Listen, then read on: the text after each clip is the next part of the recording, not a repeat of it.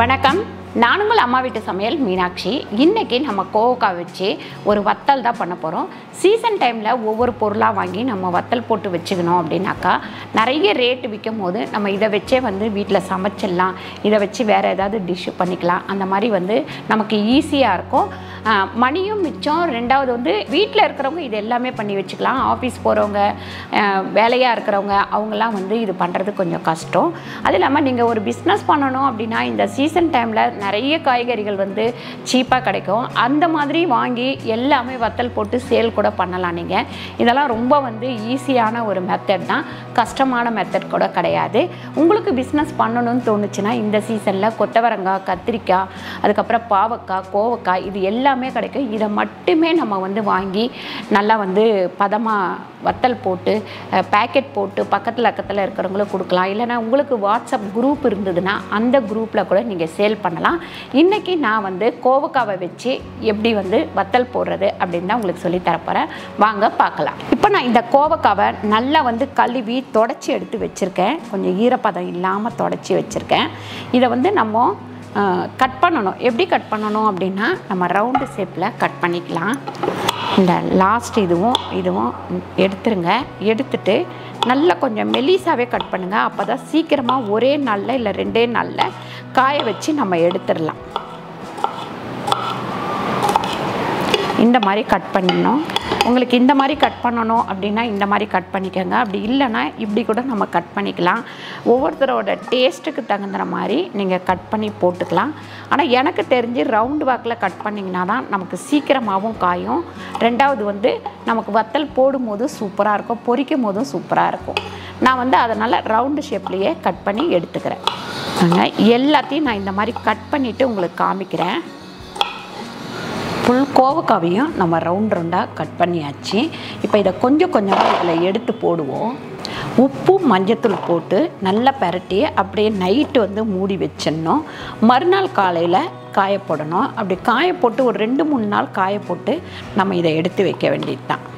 அதாவது கிட்டத்தட்ட 15 கிலோவில் ஒரு 1 கிலோ அந்த சைட்லாம் கட் பண்ணோம் இல்லைங்களா, அதெல்லாம் கழிஞ்சிருக்கும். 14 கிலோவுக்கு 1 கிலோ உப்பு வச்சுருக்கேன். மஞ்சத்தூள் பார்த்திங்கன்னா நான் 50 கிராம் மஞ்சத்தூள் வச்சுக்கேன். இப்போ நீங்கள் 1 கிலோ போடுறீங்க அப்படின்னா 1 கிலோவுக்கு ஒரு 80 கிராம் உப்பு எடுத்துக்கலாம். மஞ்சத்தூள் பார்த்திங்கன்னா ஒரே 1 ஸ்பூன் அளவுக்கு மஞ்சத்தூள் எடுத்துக்கலாம். நல்லா உப்பு மஞ்சத்தூள் இதில் சாரணும். அந்த அளவுக்கு இதை நல்லா மிக்ஸ் பண்ணிக்கங்க. நம்ம கை வச்சு மிக்ஸ் பண்ணால் தான் இதில் நல்லா ஒட்டிக்கும். அப்படி இல்லைன்னா ஒன்றும் பாதியமாக இருக்கும். அந்த மாதிரி இருந்தாக்கா உப்பு படாத இடமெல்லாம் கெட்டு போயிடும். உங்களுக்கு அதிகமாக இப்படி போட்டு கலர முடியாது அப்படின்றதுக்காக தான் நான் கொஞ்சமாக போட்டு உங்களுக்கு மிக்ஸ் பண்ணி காமிச்சேன். நான் இப்போ எல்லாத்துலேயுமே போட்டு நல்லா மிக்ஸ் பண்ணிடுறேன்.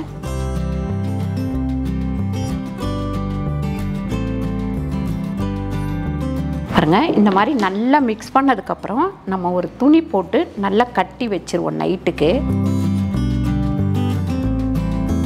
பாருங்கள், இதை அப்படியே வச்சுருவோம். காலையில் எழுந்திரிச்சி இதை காய வச்சிடலாம். நம்ம நைட்டே இதை கட் பண்ணி உப்பு மஞ்சத்தூள்லாம் போட்டு எடுத்துட்டோம்.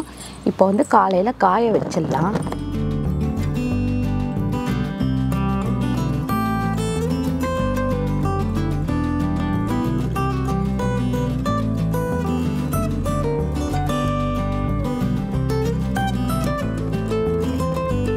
பாருங்கள், இதில் உப்பு தண்ணி இருக்குது. இதை கீழே ஊற்றிடக்கூடாது. இதை அப்படியே தான் வைக்கணும். சாயங்காலம் எடுத்து இதை இந்த தண்ணியிலேயே போட்டு வச்சிடணும்.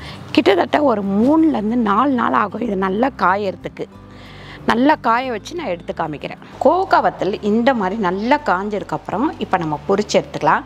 இதை பொரிச்சிட்டு நம்ம வத்த குழம்புல போடலாம், சாம்பாரில் போடலாம். சைடிஷாக சும்மா சாம்பார் சாதத்துக்கு, அதுக்கப்புறம் வத்த குழம்புக்கெல்லாம் தொட்டு சாப்பிட்லாம்.